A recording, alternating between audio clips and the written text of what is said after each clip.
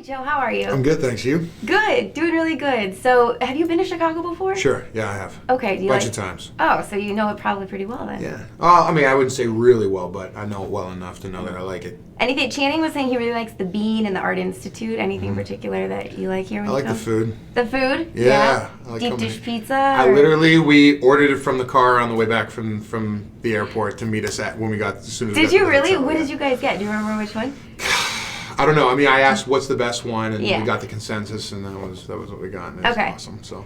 Well, very good. So, of course, we're talking about Magic Mike, the movie. Now, how did this role come about? Did they approach you, or is this something you wanted to do? How did that work? Yeah. Well, I guess Channing is a fan of True Blood. Uh-huh. So when they were putting the script together, he said that they had me in mind, which is flattering. So you get the call, yeah. And then... Get the call, hey man, we want you to play Big Dick Rachel. Okay, well, what Right. do I have to do? And then I read the script, and I'm like, okay, fireman, gold statue, penis pump, Steven Soderbergh. Okay, I'm in. And it was just that easy? Pretty much. Yeah? Pretty much. Wow. And so knowing that you had to do stripper moves and be a stripper, was this intimidating at all, or?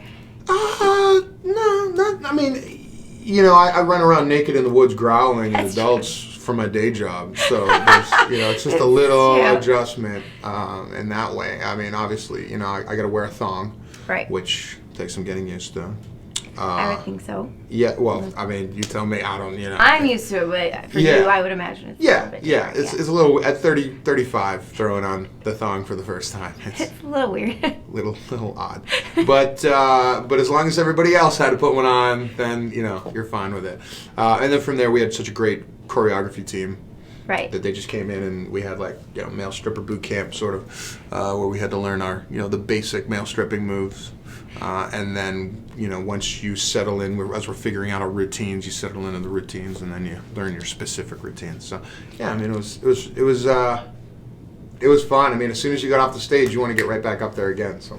Really? So it made you want to just keep performing? And Oh yeah, man! Are you kidding? Screaming women, stuffing money in your pants? Like, come on, like. That's true. It could be worse, right? Yeah. Yeah. So you said stripper boot camp. What is that like? Like waking up at 6 a.m., going to... What do you Running through tires and crawling through the mud. What does that no, entail? it's just like you're meeting at some dance studio and just gyrating your hips in a mirror for an hour.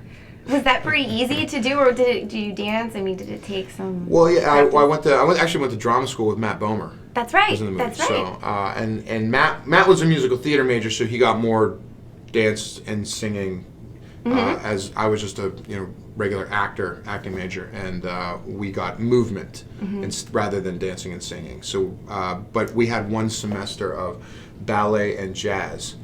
So the jazz was good for the body control and kind of figuring like all that. that stuff out. But Yeah. there's male stripping is more. It's more about the hips. Yeah. So it's all about that. Do you want to get off and do that? How much money you got on you? Actually, you got my purse over there, but maybe I should have brought the singles. No. Don't work for free. Okay, I got you. So now, did Channing help out? Because he seemed pretty comfortable, and he would be, obviously, because he did this. I mean, some of his moves, pretty crazy. Chan's on another level. Yeah.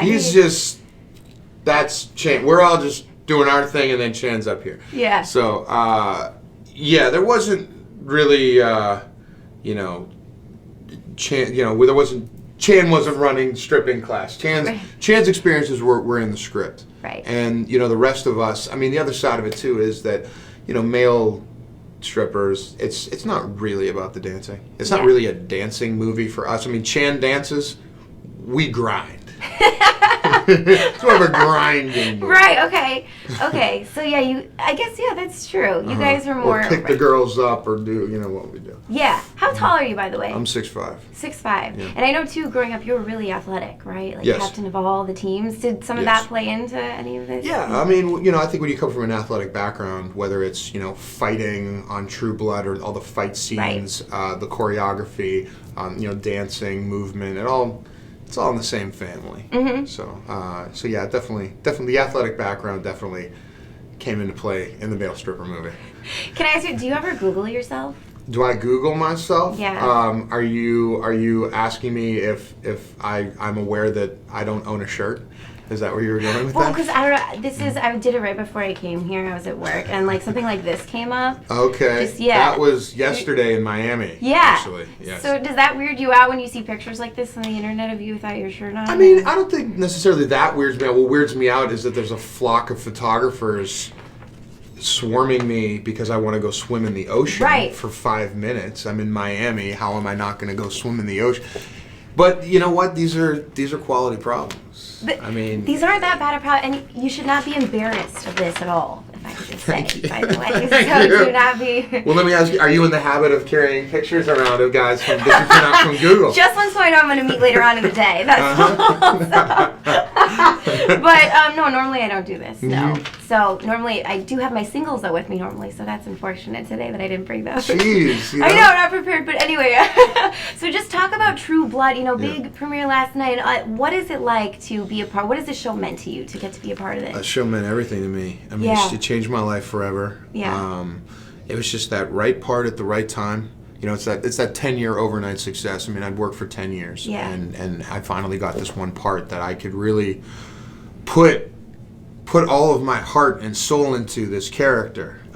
You know, he's this big, strong, athletic monster, and I was a kid who, you know, was a athletic kid who was obsessed with monsters, and I would yell at my mother, "You turn the lights out. I want I wanted the lights out in my room when I went to sleep. I wanted the monsters to come out of the closet."